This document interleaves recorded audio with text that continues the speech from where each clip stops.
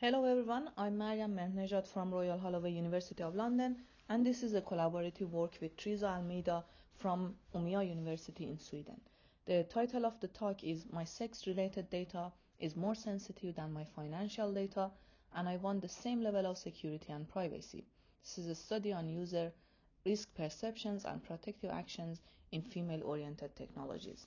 And this work is one of the outputs of the CyFer project, Cybersecurity, Privacy, Bias and Trust in FemTech.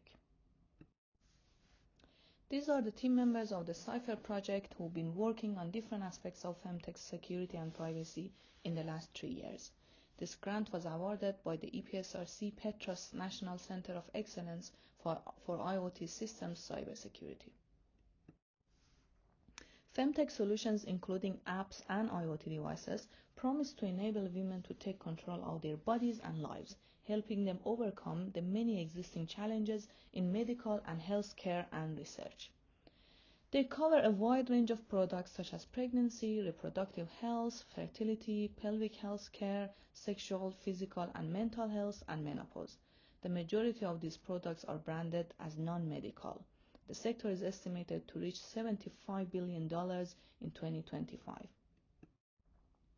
As you can see, female-oriented technologies are produced in many countries around the world, and their price varies from free apps with in-app purchases to hundreds of pounds for IoT devices. These systems, for example, apps, websites, and IoT devices, collect a wide range of data, including data about the user, such as age, gender, race, contact information, lifestyle, data about sexual activities and organs, pregnancy, nursing, as well as medical and health data. They also collect data about others, such as babies, children, partner, family medical records, for example, cancer, and friends via social media. Additionally, they automatically collect data on the IoT device and mobile phones, for example, location or body temperature. As you can see, most of these apps are not classified as medical on app stores, and some of them have millions of downloads. We have shown in our previous research that the threat actors who are interested in FemTech data are plenty.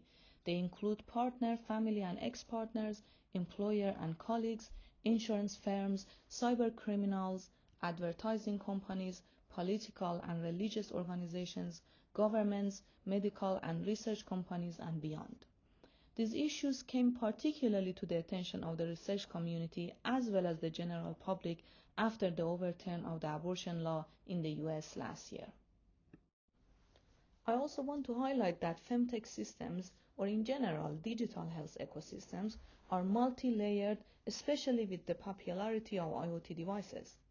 This makes their risks and harms complex to identify and address. To have a comprehensive view, we need to look at the hardware and software security and safety, consider misinformation associated with female body health on social media, look at user privacy across platforms, understand the user perspective, and factor in the legal and standardization aspects. For instance, when we studied a list of FemTech websites and apps associated with a set of IoT devices, we found that these apps and websites extensively track users without their knowledge.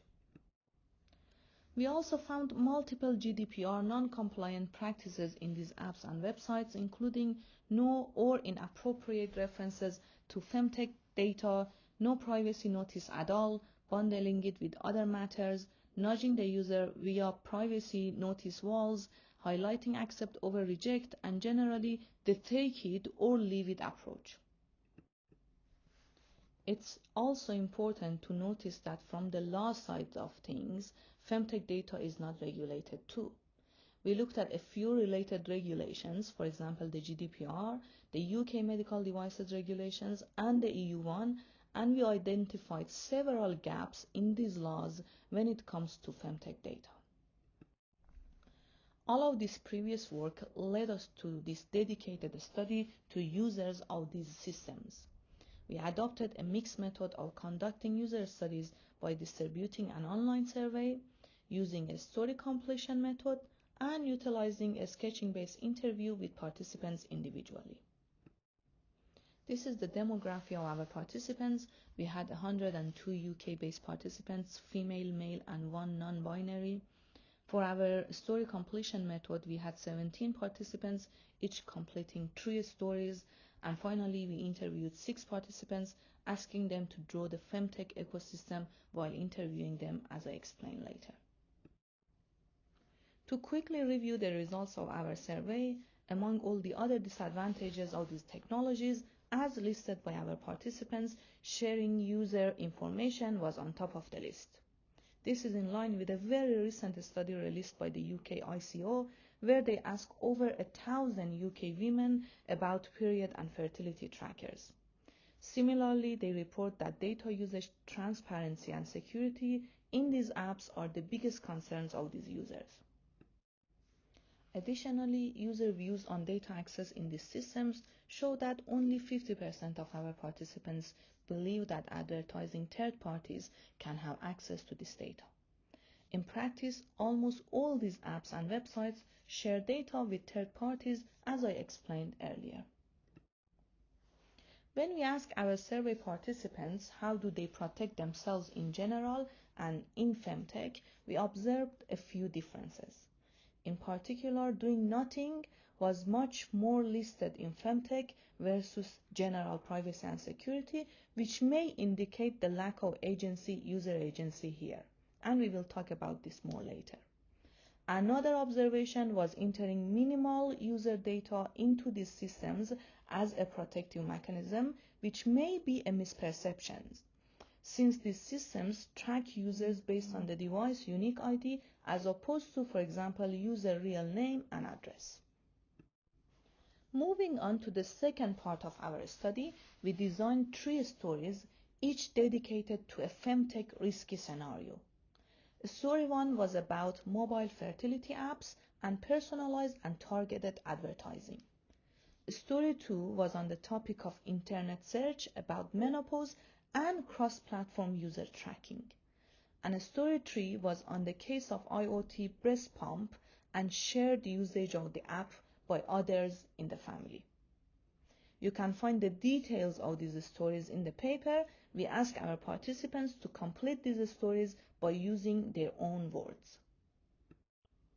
The analysis of these completed stories show that the majority of our participants associate negative feelings with these risky scenarios by using words such as angry, spied on, shocked, and worried.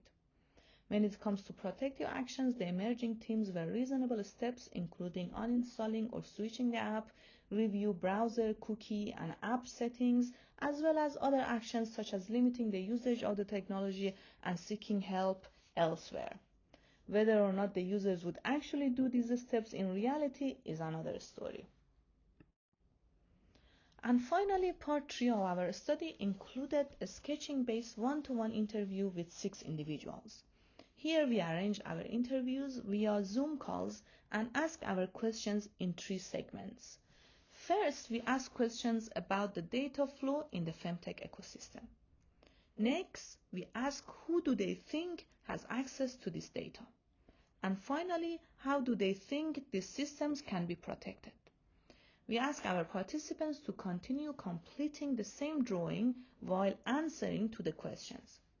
Again, the details of these questions and the interview steps are discussed in the paper at length. These are 2 examples of the drawings completed by our participants. One of the most important findings of this part of the study was the amount of the confusion that our participants express when it comes to understanding the systems, even when they have a computer science technical background, which was the case of 2 of our participants. Here you can see a few comments from our participants. For instance, one said, if someone can hack the White House, they can certainly hack these things. Another one said, this data is more sensitive than my financial data and I want the same or even more protection. There were references to the GDPR, the NHS, and other sources of trust and user rights in the comments. We can generally see that there is a lack of proper privacy-enhancing technologies or PETs specifically designed for FemTech, leading to a lack of user agency in the wild. And finally, despite all the confusion and lack of agency and FemTech-specific pets, our participants suggested a reasonable set of security and privacy features for these systems. This includes different types of security mechanisms such as encryption, biometric, etc., transparency and law enforcement, more user control options, privacy by design, and other items as listed here. In summary, we conducted user studies in 3 parts: an online survey, a story completion method, and individual interviews. Our results suggest that users recognize that FemTech data is sensitive and they express negative feelings about the risks of these technologies. They are confused about how these systems work and their rights within the related law, but they can suggest reasonable and effective security and privacy methods to be embedded in these systems. I just want to highlight how this is an ongoing real-world problem and how user privacy can be violated in many ways as a result of careless, unethical, and unlawful practices. Here are a few news items on such reports over the years. As next steps in the paper, we discuss security and privacy by design, employing value-sensitive design, and participatory threat modeling in FemTech. Other sectors such as financial tech or fintech are also good examples for learning best practices. We continue our research in FemTech in 2 projects called CyFer and Agency, with collaboration between multiple academic and industrial partners. We work on different aspects of these systems, including system studies across platforms, algorithms, user studies, and analysis of the related regulations and standardizations. Please visit the project homepage for more information. Here is a quick example of the setup of our Bluetooth low energy studies in FemTech IoT devices, as well as monitoring women's health misinformation on social media. Last but not least, our CyFer project also delivered an art science exhibition in the summer of 2023 at Royal Holloway University of London in the UK. Its virtual version is available online. If you are interested in our research, please get in touch. Thank you.